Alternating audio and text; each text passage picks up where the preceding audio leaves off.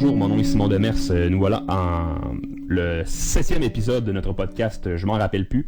Cette semaine, nous recevons un invité spécial, en fait, un invité de la Ville de Québec qui va présenter et donner ses fonctions aussi. Donc, première fois qu'on a un invité qui sort un peu de l'association, là. On se rappelle que le but de ce podcast-là était d'avoir des figures importantes de la Ville de Québec, justement, qui peuvent aider les gens à sensibiliser à la cause qu'est le TCC. Donc, Monsieur Pagé, je vous laisserai vous présenter d'une bonne synthèse de vos fonctions puis de ce que vous faites dans la vie. Ben, bonjour. En fait, moi, dans la vie de tous les jours, je suis directeur du loisir communautaire à Ville de Québec. Le loisir communautaire, c'est quoi? C'est en fait la partie du loisir qui a les centres communautaires, les patros de ce monde, les organismes d'aînés, les organismes de scouts, les cadets, tous les organismes de loisirs adaptés aussi qui font de l'activité de loisirs, tous les camps de jour et aussi tout le volet du bénévolat à la Ville de Québec. Donc, ça, c'est dans ma vie de tous les jours. Et dans le cadre de la situation d'exception, ce qui m'amène à vous parler aujourd'hui, je suis chargé de mission au niveau de ce qu'on appelle la mission service aux personnes sinistrées. OK. Donc, vous venez vraiment en aide aux gens qui sont présentement dans des situations de vulnérabilité, finalement. Effectivement, dans le cadre de la mission service aux sinistrés, tout dépendant de la situation d'exception, on comprend que ça peut inclure des inondations, des grands feux, ou peu importe, là, des situations où la ville devient en situation d'exception, comme la COVID-19. Le volet mission des personnes sinistrées, c'est vraiment tout le volet qui va être en lien des fois avec la Croix-Rouge, mais l'hébergement, l'aide alimentaire, les services psychosociaux, donc vraiment toutes les personnes beaucoup vulnérables dans la situation. Dans cette situation-ci de la COVID, on se retrouve vraiment avec les personnes vulnérables de notre société. Dans le cas d'autres situations d'exception, on peut être avec des gens aussi qui n'ont peut-être pas de situation de vulnérable dans leur vie de tous les jours, mais on comprend que s'ils sont évacués de leur maison, par exemple, ben, ils deviennent qui ont besoin d'aide. Donc, on est vraiment le volet qui vient en aide aux personnes comme ça dans les situations d'exception. Parfait. Puis, est-ce que vous pouvez me donner des exemples d'organismes à Québec à qui vous êtes venu en aide finalement dans les dernières semaines, étant donné les situations justement d'isolement, ces choses-là? Oui, mais en fait, dans le cadre de la situation d'exception de la COVID-19, rapidement, on a été en lien avec, premier, les besoins essentiels qui sont l'aide alimentaire. Donc, rapidement, avec Moisson Québec. Moisson Québec, c'est le distributeur un peu de toute l'aide alimentaire dans la région de Québec. On comprend que dans la région de Québec, il y a 125 lieux de distribution alimentaire, un peu partout. Là. Puis, il y en a que c'est une fois par semaine, une fois par 2 semaines. Mais Moisson Québec est le distributeur qui a le lien principal avec tous les grossistes et les épiceries qui ont leur surplus et compagnie. Donc, on a été en lien beaucoup. Le volet alimentaire a pris un sens important dans le cadre de la situation d'exception parce qu'on comprend que c'est un besoin essentiel. Un autre volet qu'on a travaillé énormément aussi, c'est les personnes en situation de vulnérabilité. Dans la situation de la COVID, ben c'est toutes les personnes itinérantes, sans domicile fixe, donc qui ont besoin des services aussi, encore là, alimentaires, les soupes populaires et aussi qui se retrouvent dans les refuges d'hébergement temporaire. On a donc, ça c'est un deuxième volet qu'on a travaillé beaucoup avec ces organismes-là.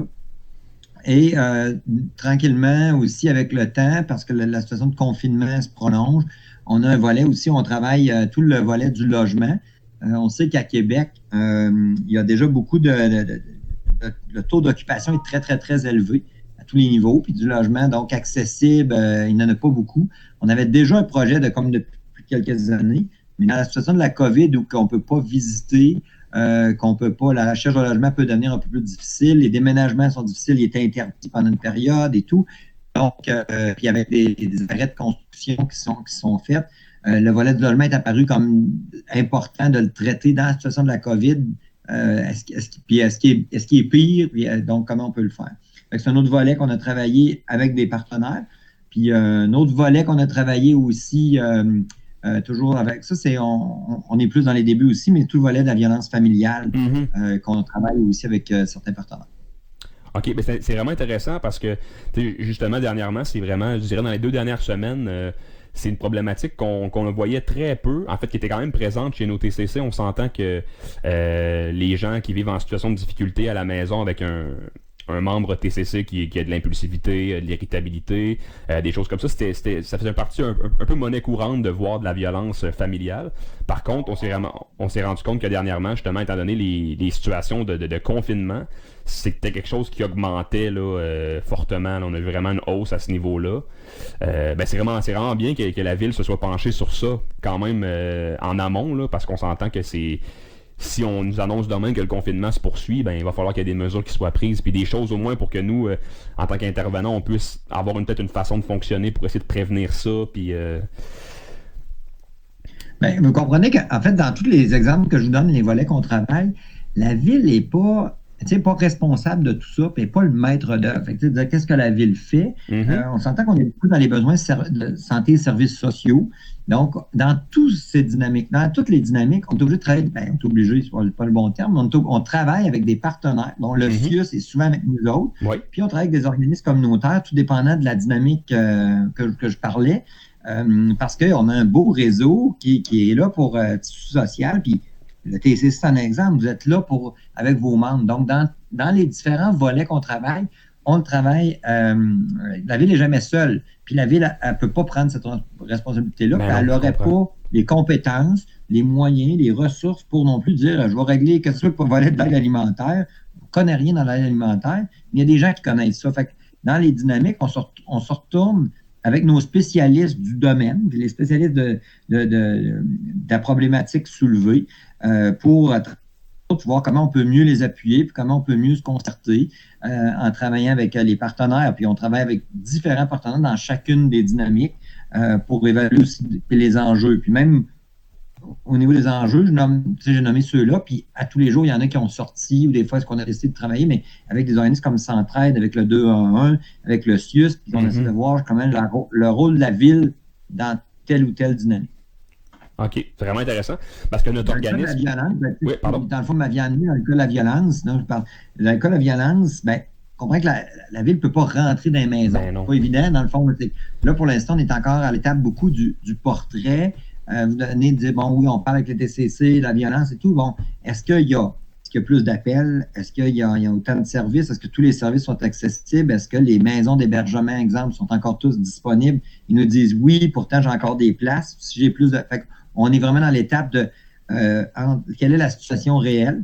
On travaille avec des criminalistes, avec les services de police, avec certains organismes, le CIUS, pour dresser un portrait réel, puis voir après ça qu'est-ce qu'on peut faire comme action. Et qui n'est pas évident, parce que là, on n'a pas accès à chaque cuisine, les salons et les chambres à coucher pour essayer de diminuer la violence familiale qu'il pourrait y avoir sur le territoire.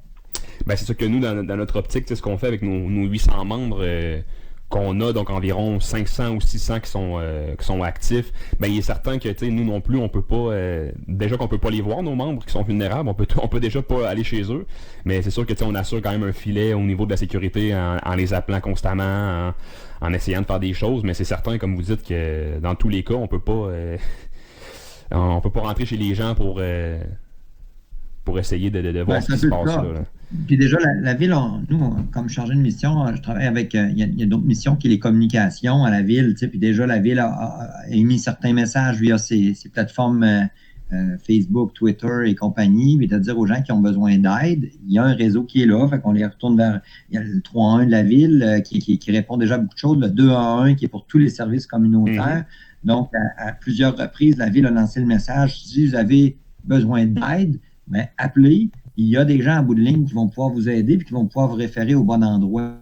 Puis, comme ville, comme je vous disais, c'est pas nous autres qui avons de tout ça, mais on a au moins, la première chose, à bien informer nos citoyens, à savoir qu'il y a des ressources pour l'ensemble des personnes qui ont des besoins, qu'ils soient alimentaires ou de la violence. Bon. Parfait. Puis j'ai une autre petite question. En fait, j'ai plusieurs questions que j'ai envie de vous poser.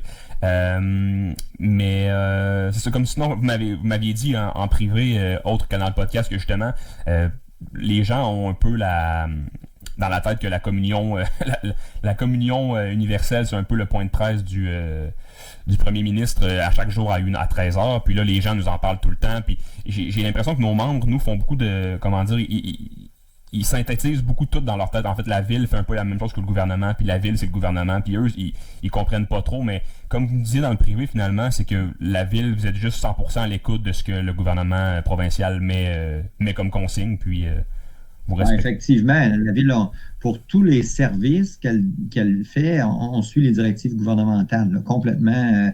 Donc, la ville est à l'écoute de ce que le gouvernement, puis les décrets, puis ça fonctionne beaucoup par décret. Donc, avant de prendre une décision, la ville s'assure de respecter les règles. Puis, tu sais, la ville de Québec, la deuxième ville un peu importante au Québec, c'est bien malvenu de ne pas respecter le décret. Je pense que ça le ferait dire rapidement aussi. Donc, la ville puis dans tous ses services, dans le déploiement de ses services, s'assure de respecter les décrets. Parfait. Ben, je tenais à le préciser quand même parce qu'on se rend compte vraiment, nous, avec on travaille beaucoup avec des gens, veut pas qu'on un peu d'altération au niveau du jugement, puis au niveau de la compréhension des choses.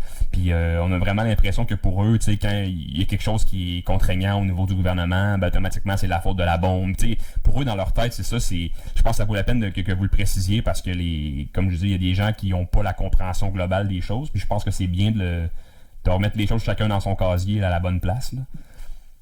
Non, effectivement. Puis tu sais, pour travailler avec des organismes comme vous, encore dans mon domaine, il y a des organismes qui dernièrement nous disaient, bon, quand est-ce que vous réouvrez les centres communautaires, puis qu'on peut avoir des activités? Ben, c'est pas nous autres qui les a fermés officiellement. Pour l'instant, c'est pas possible, les activités dans les centres communautaires, les activités sportives ou autres. C'est pas la ville qui a décidé de fermer ces centres communautaires pour tous nos organismes.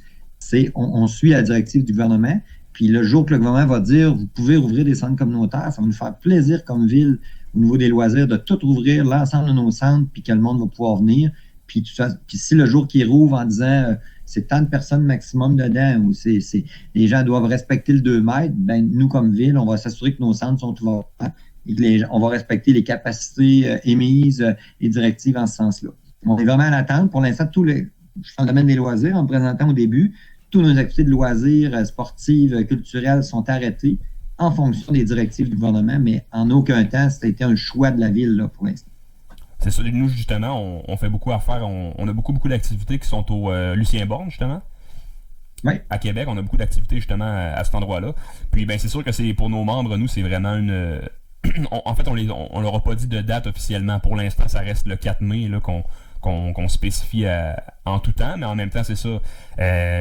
En ce moment, en tant qu'organisation, on se dit, là, le calendrier d'été, on fait quoi avec? Pour l'instant, on peut plus rien mettre sur le calendrier non plus parce qu'on sait pas si Lucien Borne va réouvrir, on sait pas si nos locaux, on va justement pouvoir avoir une capacité de personnes assez importante pour avoir Il y a plein de nuances comme ça que mon directeur général, Benoît Durand, a de la difficulté à cerner, puis en même temps, on comprend que c'est exceptionnel puis que c'est pas du ressort de la ville non plus, mais c'est vraiment une question de... En fait, on pose les mêmes questions que vous, c'est le DG, puis on est en contact avec plusieurs des organismes. Là. Nos organismes sont partenaires. Sans Lucien Borne, il est sous ma responsabilité dans la vie de tous les jours, avec l'organisme C'est Loisirs du Faubourg, qui est gestionnaire de la boîte.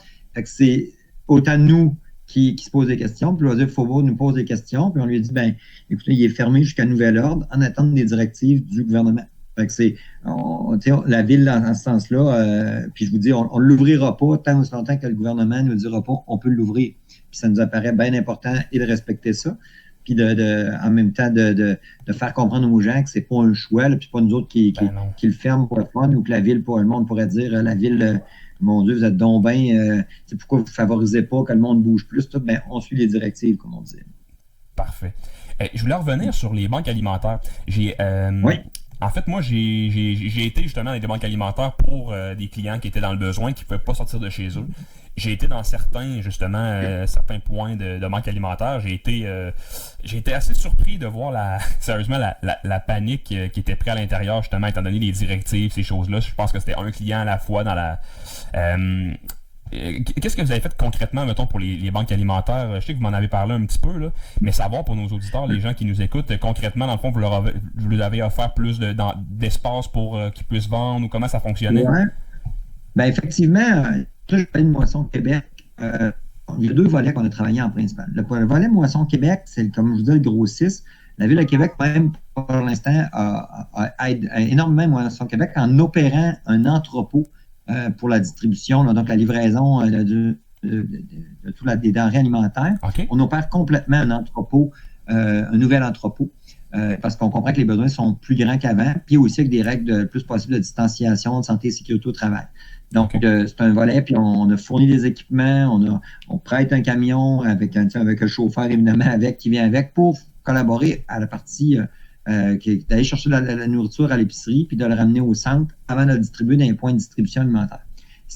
Pour ce qui est des points de distribution alimentaire, la Ville a collaboré avec certains, dans le sens que, tout dépendant des lieux, les 125 de la région, il y en a, sont pas tous sur le territoire de la Ville, mais ceux du territoire de la Ville, il y en a que c'est des organismes communautaires, il y en a que c'est des conférences Saint-Vincent-de-Paul, qui ont des denrées. Il y en a que c'est une fois par semaine, il y en a que c'est une fois par mois, les mercredis, les jeudis. Donc, chacun, un peu, ce réseau-là existe dans la vie de tous les jours. Mm-hmm. Nous, la Ville, à des endroits, on a déménagé pour un local plus grand parce qu'on souhaitait, justement, quand les gens y vont, qu'il y ait une distanciation. Donc, la file, c'est 2 mètres de distance entre chaque personne. Ensuite, toutes les normes un peu d'hygiène pour la distribution. Généralement, une distribution denrées alimentaires, comment ça se passe? C'est que les gens circulent un peu à travers les tables puis prennent la nourriture qui font leur affaire. Bien, là, tout le monde a adapté à peu près, c'est que c'est une boîte qui est remise parce qu'on veut le moins possible que le monde touche à tout. Et donc, avec une boîte qui est remise. Fait que notre personnel, dans certains cas, même a collaboré à la gestion des files. On a des organisateurs communautaires aussi du CIUS qui ont collaboré à la gestion des files d'attente. Pour puis que le monde respecte justement les normes d'hygiène, de santé et de sécurité entre les personnes. C'est un peu ça que la Ville a fait pour des points de distribution. En déménageant, là, je parle de 2-3 points seulement qui ont été déménagés. Mais sinon, les gens ont continué d'opérer dans leurs mêmes locaux, puis en les supportant. Puis il y en a plusieurs qui roulent très bien, que ça marche très bien sans qu'on ait eu à s'impliquer ou du tout. Là. C'est quand même une certaine minorité sur le nombre qu'on a aider dans l'organisation puis permettre la distribution cadre sécuritaire. Ah, c'est parfait, c'est vraiment intéressant. Parce qu'effectivement, j'avais fait le saut dans les premières journées du confinement. J'étais allé justement faire quelques reprises dans des banques alimentaires, puis j'avais vraiment vu la panique. C'était pas du tout un manque d'organisation, mais c'était vraiment une concentration de gens plus élevée qu'à l'habitude, qui probablement avaient peur de manquer de nourriture, qui voulaient faire des provisions. Je sais pas trop, il y a eu un petit effet là, un petit mouvement de masse. Il y a eu, puis il y a des points, il faut penser que les besoins sont plus grands. Il y a beaucoup de personnes qui ont perdu leur emploi. Dans certains lieux, on est à 1,5 fois à peu près le nombre de personnes qui sont desservies habituellement. Là, un organisme qui dessert là, tous les jeudis les familles dans un secteur. Mais tout dépendant du fonctionnement, il y en a qui sont à 1,5 fois le nombre de personnes. Je vous dis, ça varie d'un endroit à l'autre. Mais donc, avec les fils de 2 mètres, généralement, le monde est un peu plus, il y a une proximité. Le meilleur exemple qu'on a aidé, un des plus gros points de distribution à Québec, c'est la Bouchée Généreuse. Oui, je connais bien. Située tout près du Grand Marché, là, puis du centre Vidéotron. Oui. Eux autres, avec l'augmentation de la clientèle, puis avec le secteur, puis c'est un très lieu, il y a beaucoup de proximité. Il y avait des grandes files sur le trottoir. Depuis 2 semaines, ils fonctionnent au centre de foire là, à Québec. Le centre de foire, on comprend qu'avec les normes, il n'y a aucun événement là, puis encore probablement pour un petit bout.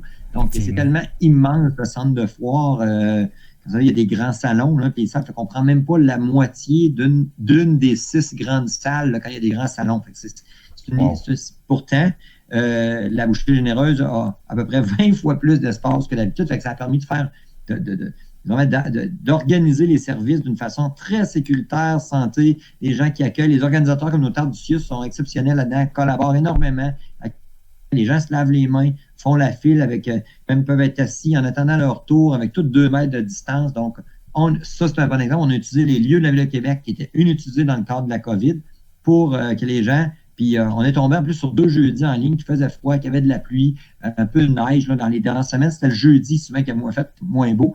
Donc, les gens attendaient des fois d'être à l'extérieur 2 heures de temps ou 1 heure avec une mauvaise température. Donc, on a dit pourquoi pas utiliser un équipement de la ville qui va permettre que les gens vont attendre au chaud. Ça va bien se faire dans des règles de sécuritaires. OK, parfait. C'est vraiment intéressant d'avoir utilisé justement l'infrastructure qui était déjà là et qui ne servait pas pour desservir des organismes. Oui, vraiment... à proximité, là, les gens marchent avec quoi? C'est à côté. D'une porte à l'autre, on voit presque la porte. On est même dans la salle qui est vraiment à l'extrémité, le plus proche du boulevard Amel. Donc, c'est une belle installation. Dans d'autres cas, à Val-Bélair, on a utilisé aussi un centre communautaire inoccupé pour l'instant au lieu d'un petit lieu de la Saint-Vincent-de-Paul là, qui ne permettait pas non plus de bien séparer puis d'avoir un espace entre. Dans quelques occasions comme ça, la ville a dit pourquoi pas, puis on est là, de toute façon, nos équipements ne servent pas. Il va falloir après ça, quand ça repartira, puis il y a des besoins, on est déjà en train de le réfléchir, mais quand même, là, pour l'instant, on a l'occasion d'avoir des grands espaces qui ne servent pas, pourquoi pas de faire bénéficier les gens, puis que ça évite pendant ce temps-là aussi la propagation du virus, parce qu'il y aurait une trop grande proximité entre les gens. Il faut penser qu'aussi, étant donné parler un peu le chaos un peu, mais puis là-dedans, on en a beaucoup de gens que c'est la première fois qu'ils vont dans ces choses-là. Fait qu'il y en a peut-être même qui ne savent pas comment ça fonctionne. Fait il y a eu beaucoup de sensibilisation qui a été faite pour expliquer le processus, comment ça fonctionne.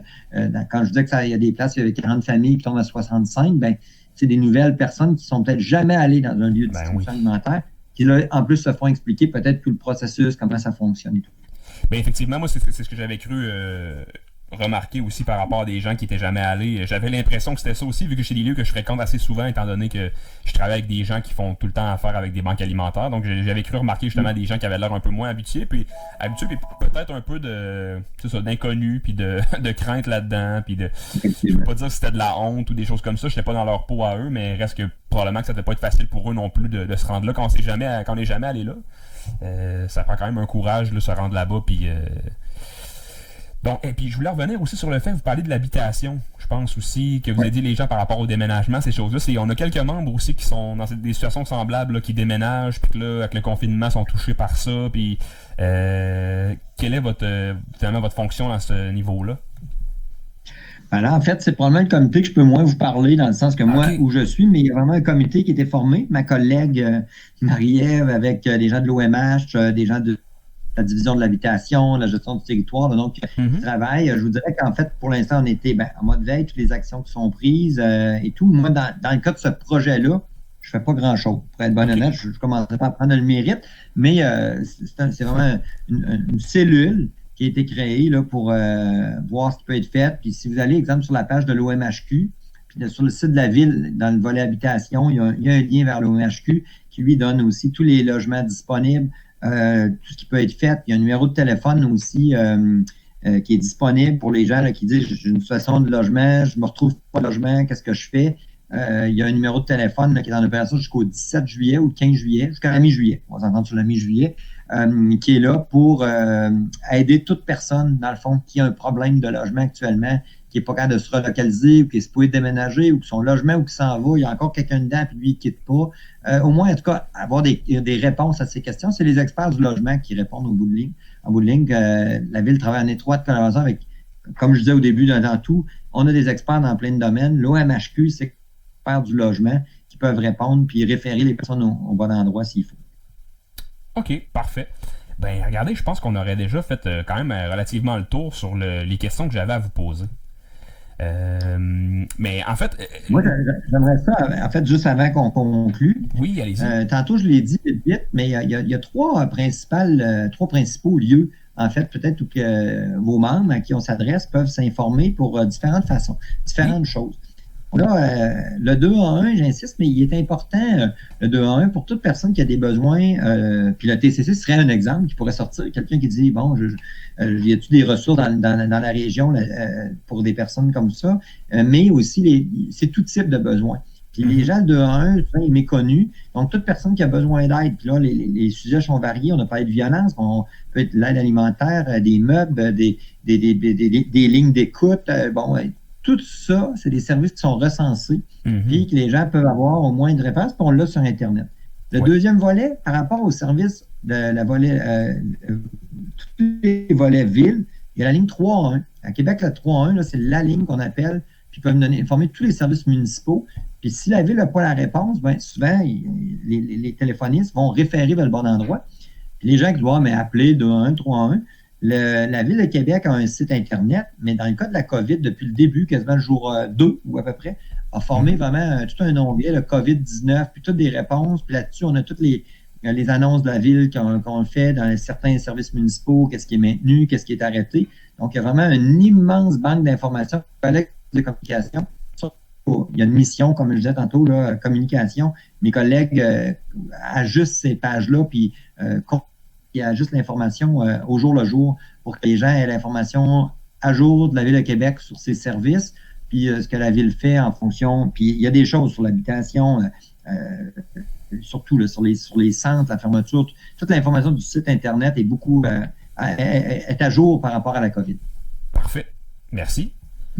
Puisque vous aviez un troisième que vous aviez dit, ou vous avez dit 2 en 1? Parce que je le disais, Ville, le 3 en 1, puis le site Internet, là. Mais dans le fond, c'est le même, moi, je pense, les trois, quand je parle de 2 en 1, le 3 en 1, puis le site Internet de la Ville, / COVID-19, là. Oui. Vraiment, il y a beaucoup, beaucoup d'informations. Parfait. Ben, en tout cas, je tiens à vous dire, vraiment, merci beaucoup de votre présence à l'émission. Je pense que nos membres fonctionnent beaucoup avec une sorte de crédibilité quand même, puis de vous avoir au bout de la ligne comme ça, quelqu'un qui travaille et qui est actif justement dans la situation actuelle. Je pense que c'est bien de vous avoir parce que, comme je dis, nous, en tant qu'éducateurs spécialisés, ben, on essaie de rassurer nos gens le plus possible, de leur dire que ça va bien aller. Puis c'est sûr qu'eux, ils sont très, très, très isolés, puis ils écoutent beaucoup la télévision, donc ils voient un peu la panique qui se fait aller un peu dans le monde au complet. Puis c'est bien des fois de se ramener un peu plus près de nous, hein, autour de notre ville, notre coin à nous. Puis, je voudrais que c'est facile peut-être de paniquer. Puis effectivement, l'information qu'on a dans les médias est peut-être pas toujours juste l'information complète ou l'information juste. Moi, je vais le prendre comme une chance, puis je ne peux pas dire que je vous dis ça à toutes les heures, mais de travailler ici dans un centre comme ça d'opération en sécurité civile où on entend, le décret, mais après ça, il est expliqué parce qu'on a des avocats, il y a des gens qui travaillent au niveau des ressources humaines, il y a des gens qui travaillent dans tous les domaines, au niveau des technologies de l'information, au niveau des travaux publics.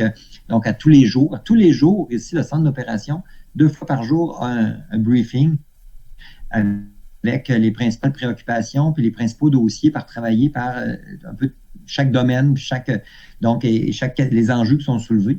Donc, c'est intéressant de voir. Puis, tantôt, je disais, la Ville suit les décrets. Ben, ça veut dire quoi aussi ça? Ben, ça veut dire aussi dans le quotidien, un directeur qui dit j'attends si le décret est modifié, savoir si je peux nettoyer les rues, si je peux faire différents services. Donc, effectivement, quand on suit juste la télévision, puis on a juste accès à Internet, la télévision, des fois, on n'a pas la chance d'avoir l'information complète. Ça veut dire quoi concrètement? Ben ici, en tout cas pour l'instant, tant mieux si, en tout cas, vos membres, une entrevue comme ça va avoir permis de mieux comprendre certaines choses aux membres. C'est l'objectif. Là. La Ville de Québec souhaite juste informer le mieux possible ses citoyens. En tout cas, merci beaucoup. Puis j'espère que dans un futur près, on pourrait peut-être recollaborer ensemble. C'est des choses qui vous intéressent là, dans un futur près ou éloigné ou peu importe. Ben, n'hésitez pas et écoutez, avec le service des communications, on regardera les possibilités à ce moment-là. Puis ça nous fera plaisir si on peut le faire, puis ça peut mieux informer vos membres, là, ben, c'est toujours un plaisir. Ben, merci beaucoup, M. Pagé, puis on va se dire à la prochaine, j'espère. Merci beaucoup. Parfait, à la prochaine. À la prochaine. Bonne journée.